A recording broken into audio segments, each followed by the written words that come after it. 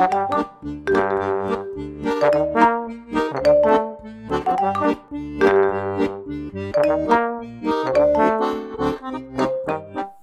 la vie, il y a des choses qui ne se font pas. Voter pour Nadine Morano, coucher avec sa sœur, pire. Défier un chat du regard. C'est de ça dont nous allons parler aujourd'hui. Dans l'épisode précédent, je vous parlais d'un film que j'avais plutôt aimé, c'est le final qui m'avait surtout déçu. Là, je vais vous parler d'un film, comment dire, il y a une seule chose de bien. La réalisation, à savoir Normand du Nord. Voilà, il n'y a pas grand chose à dire de plus, on passe à ce qui va pas. On va procéder de manière chronologique. Le début. Norman est caché sous son tas de neige, et il se motive en se parlant à lui-même pour réussir ce qu'il veut entreprendre parce qu'il n'y arrive pas. Il y a que moi qui trouve cette situation étrange. Je sais pas, est-ce que quand tu vas te faire des pâtes, tu te dis il faut que j'aille cuisiner des pâtes, oh là là. Est-ce que quand tu vas aux toilettes, tu dis oh là là, il va falloir que je m'essuie. Non, tu le fais. Et tu le fais bien. Bon, je te le souhaite. Du coup, Norman chasse un phoque. Jusque-là, rien d'anormal. Parce qu'il doit prouver aux gens de sa tribu que c'est un chasseur. Pour un prédateur, rien d'anormal. Sauf que, il galère à attraper le phoque. Comme il galère et qu'il doit prouver qu'il réussit, il s'arrête pour draguer une jeune demoiselle. Moi, perso, quand je galère à faire quelque chose, c'est ma première réaction. Bonjour, charmante demoiselle. Voilà, chacun fait ce qu'il veut. Et du coup, il rattrape le phoque. C'est-à-dire que le mec galérait à l'attraper en courant normalement, il fait une pause, il discute, et il le rattrape plus vite. Non, on est pas mal. Niveau logique, on est pas mal. Bon, passons toutes les petites erreurs illogiques, parce que sinon on va y passer 112 ans. Il rattrape le phoque, avec qui il discute. Et avec qui il lui explique que, il sait pas chasser parce qu'il a découvert qu'il pouvait parler aux humains. Parce que c'est pas une excuse bidon. Mais vraiment bidon. Je sais pas, c'est comme si je vous disais, je sais pas chanter parce que j'ai mal aux pieds. Ça n'a pas de sens. Bref, Normand nous explique que c'est un cas part, que c'est un ours sensible et non violent, et que c'est pour ça qu'il est la risée de sa tribu, mais, on ne sait pas pourquoi. C'est un ours sensible, bien, voilà. Avançons encore un peu. Les humains viennent visiter l'Arctique. Je n'étais pas au courant qu'il y avait des road trips en Arctique, mais on en découvre tous les jours. C'est pas le problème. Les animaux les accueillent en leur faisant des spectacles. L'Arctique, c'est Marineland. Ok, tout va bien. Et en fait, ce qui me gêne le plus, c'est que les animaux veulent pas que les humains détruisent leur truc, notamment à cause de la technologie. C'est ce qui détruit souvent un territoire, les maisons, l'électricité, l'accès à l'eau, tout ça. Ok, pas de problème. Mais les animaux utilisent la technologie humaine. C'est-à-dire que Norman, ce qui semblait exceptionnel au moment où ils ont passé ça, utilise un iPod dont la batterie tient plusieurs semaines. Ok, tout va bien. Et son frère utilise un micro, un intercom, pour donner les informations aux autres animaux pour faire le spectacle. Non, d'accord, ok. Ils veulent pas des humains, enfin pas chez eux, mais ils utilisent leur technologie. Ça a du sens. Non, franchement, ça a du sens. Norman et Socrate, l'oiseau, découvrent la maison menée par Green, qui est en train de tourner une pub avec le réalisateur Scorsese. Norman et les animaux détruisent le matériel du réalisateur. Déjà, premièrement, comment ils ont identifié le matériel. On va dire qu'en Arctique, il y a des maisons de production et des boîtes de production partout. Et surtout, je vais commencer là, mais ça va revenir plusieurs fois dans le film, les hamsters qui croquent des fils électriques. Alors je veux bien, ils ont prouvé leur immortalité avec le poids de Norman sur eux. Mais l'électricité, les gars, il y a un moment... tu peux pas montrer à des gamins, leur dire le hamster, il croque le truc électrique, et il survit. Non. Bon, Scorsese, finalement, il dit un réalisateur n'abandonne jamais. Et finalement, il abandonne. Ça m'a fait rigoler parce que, clairement, c'est ce qu'aurait dû faire ce réalisateur. Non, clairement, il aurait dû dire non, j'abandonne, je fais pas ça. Normand du Nord. Tu m'as déçu pour plusieurs raisons. Niveau cohérence, vous l'avez vu, on est à 20 minutes de film et ça manque. C'est plat, c'est prévisible, quoi. On attend tout. La maman qui arrive, mais qui est gentille avec sa petite fille, donc qui va se retourner contre le vilain monsieur. Non. La maison, elle a été mise là, personne n'a entendu rêver. Vous vous foutez de moi. Genre, c'est un truc qui fait plusieurs tonnes, qui a amené des immenses paquebots avec des immenses grues qui peuvent porter plusieurs tonnes. Et personne n'a entendu. J'entends bien que l'Arctique c'est grand, mais visiblement Norman a pu y aller à pied. Ça doit pas être si grand que ça. Norman décide sur un coup de tête, en quelque sorte, de suivre la maison pour aller à New York, pour, je ne sais trop par quelle magie, éviter le désastre. Donc éviter que l'article soit détruit. J'y vois pas d'inconvénient. Mais Norman, tu connais New York? Non mais je veux dire, quand tu envoies quelqu'un qui vit dans une zone désertique, puisque c'est un désert, dans une des plus grandes villes du monde, il y a un temps d'adaptation qui me semble manquer. Vraiment manquer. Et c'est là où, clairement, on dit stop à la logique, on dit stop au sens, on dit stop à l'intérêt. Le début, il y a des incohérences, il est pas top, mais c'est une intro, on nous présente les personnages, on nous présente la problématique du film, les péripéties, il y a des petits défauts, bon. Mais là, on arrive au moment où ça n'a aucun sens. Où ça n'a strictement aucun sens. Norman arrive dans une ville où il ne connaît rien ni personne, mais il parle aux humains. Les premiers humains qu'il rencontre ne semblent pas plus surpris que ça. Ok, tout va bien. Mais ils ont bien conscience que c'est un ours. Pour eux, c'est pas un mec qui est déguisé, c'est un ours qui parle. Ok, c'était censé être une surprise, j'imagine. Déjà, d'emblée, là, on arrête la cohérence. Et alors, j'entends bien que Monsieur Green est au courant qu'il y a des ours qui parlent. Mais je suis pas sûr qu'il tienne au courant de ces larbins, du genre de secret qu'il garde avec 10 000 caméras dans son bureau. Il y a un moment, c'est pareil, il faut être cohérent, les gars. Je sais pas si le code de la bombe atomique est donné au personnel de ménage de l'Élysée. Je suis pas sûr. Ici, je suis pas sûr non plus. Il rencontre des gens dans la rue. Il parle. Et les gens pensent tous qu'il est déguisé. J'entends bien que c'est la campagne promotionnelle de Monsieur Green. Mais tout le monde pense que c'est un ours déguisé. Comme dit la gamine, 500 kilos.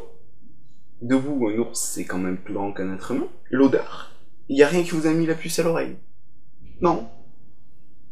Ok. Non mais, je savais que l'être humain était débile, mais à ce point, je pensais pas. Mais, j'ai le droit de me tromper, y a pas de problème. Hein. Monsieur Green, ce personnage ne me convainc pas. Parce que son truc de yoga, tout ça, alors j'entends bien que c'est une espèce de satire du greenwashing, mais non, là ça colle pas, le gars il est promoteur immobilier, le greenwashing en promoteur immobilier, j'ai du mal à suivre, mais bon, admettons. Deuxièmement, il garde enfermé un ours qui parle, qui visiblement lui pose des problèmes, mais il le garde. Genre, pour le plaisir de l'avoir en déco. J'imagine que ça fait bien en déco au fond d'une cave, dans une prison. J'imagine. Il engage une commerciale, entre guillemets, pour faire la promo de ses maisons, à l'aide de Norman, pour pouvoir avoir le projet qui est approuvé. Le même projet qui va faire approuver avec de la corruption. Pourquoi t'as mis en place ton plan de com si tu le fais approuver avec de la corruption? Je veux dire, il y en a qui se démerdent beaucoup mieux que ça, prendre des cours chez Balkany. Et surtout, pour finir, je le trouve pas assez mesquin pour un responsable de multinationale qui veut brasser des millions en corrompant des politiques et en détruisant un continent. Je veux dire, quand t'es prêt à détruire un continent, t'es vachement plus vil et cruel que ça. Ah, il est mou. Putain, tu veux pas que l'ours interfère, tu le zigouilles. Je suis peut-être cruel, mais tu le zigouilles. Je veux dire, à un moment, faut être cohérent. Normand. Ce personnage non plus me convainc pas. La méthode pour sauver un continent de la destruction, c'est danser. Je veux danser, sérieusement. Non, il faut pas piller l'Afrique. Concrètement, vous pensez que je serais pris au sérieux en disant ça? Sérieusement? Non, ça colle pas. Alors oui, d'accord. Il est aimé du public grâce à ses bonnes actions. Un ours qui fonce sur un être humain armé, qui donne l'arme à un autre être humain, et les gens apprécient l'ours.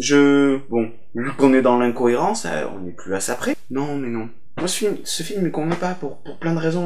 Il y a rien qui est cohérent, il y a rien qui colle. Je vous ai toute la partie où il est dans la ville, il se passe rien d'intéressant. Il séduit le public en disant « Oh là là, je suis trop gentil, oh là là, je danse, ouais. » Ouais, je danse aussi mal que lui en plus. Et le gars de la multinationale, l'arnaque un petit peu en diffusant le message que lui a enregistré. C'est-à-dire qu'ils ont la même voix, Norman et lui. Il fait pas assassiner son grand-père, lui, il le laisse quasiment repartir en liberté. Non!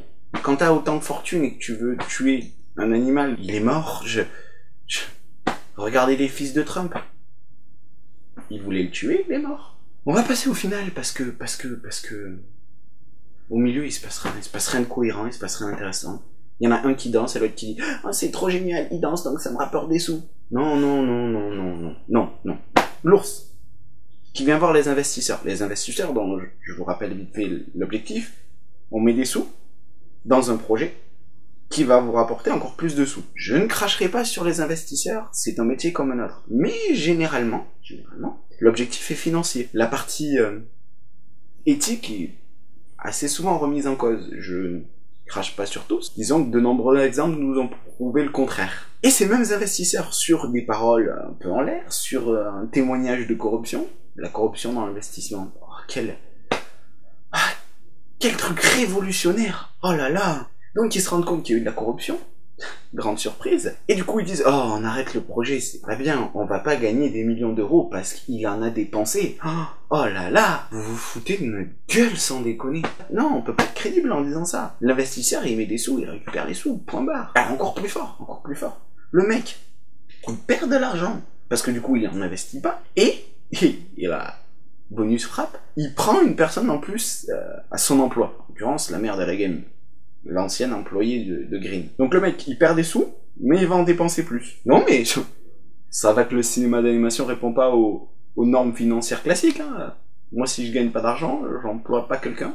Et là, du coup, t'as 2 ours qui vont sur la mer. Une fois encore, personne ne les a vus monter.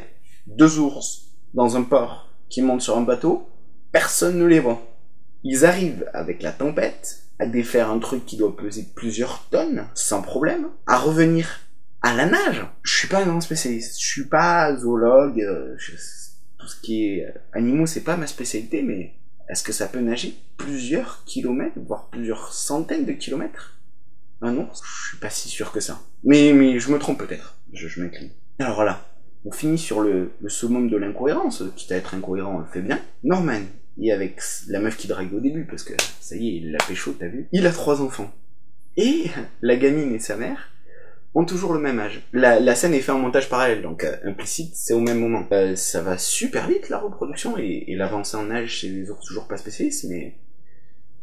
What the fuck? Petit bonus frappe. Le grand-père est toujours vivant, le mec a été séquestré pendant des années dans une cage, j'imagine qu'il était pas nourri à des quantités extrêmes, hein. Il a fait une course-poursuite, il a été en mer, il a détruit les calebasses, du moins les maisons. Il est revenu à la nage sur plusieurs centaines de kilomètres, mais il revient sans problème, ma couille. Allez, viens, je reviens au sol du trône. Vas-y. Easy. Non, non, non. Alors je sais bien, le happy end, commercialement, c'est ce qui fait qu'un film marche. Mais ça suffit pas. Il faut qu'il y ait des trucs dedans, il faut qu'il y ait du sens, il faut qu'il y ait de la... Il y a des moments où j'ai mis pause, en mode... J'ai loupé un moment. Du coup, j'ai re-regardé le film, plusieurs fois, pour être sûr que j'avais pas loupé des détails, des petits trucs qui amorçaient ces incohérences, en mode, on va t'expliquer pourquoi. Ah non, le hamster il crame pas, on sait pas pourquoi. Parce que il meurt pas écrasé parce qu'il peut déplacer ses organes, mais déplacer ses organes, ça a jamais aidé à pas cramer. Norman qui est pas reconnu, pareil, on nous explique pas pourquoi. La gamine d'ailleurs, c'est la seule qui reconnaît Norman. Je veux dire, enfin, il y a Monsieur Rin aussi, mais ça compte pas, c'est le méchant. Et elle reconnaît Norman parce que c'est une petite génie. Ok, il y a pas de problème, mais il y en a d'autres, des petits génies dans New York. Il y a une école de petits génies. J'imagine qu'il y a plus que des gamins, il y a aussi des adultes qui sont des génies. Il y en a qu'une qui s'en aperçoit. Non, il y a trop d'incohérences dans ce film. Je sais même pas comment conclure ça me fait mal de cracher sur un film comme ça, mais il y a rien. Là, sur le magasin au suicide, je pouvais donner des points positifs, parce qu'il y en a plein. Mais là, il y a rien, il est plat. Vous me faites mal au cœur. Vous me faites mal au cœur de ce que vous avez fait du cinéma d'animation, de ce que vous avez fait de notre cinéma d'animation.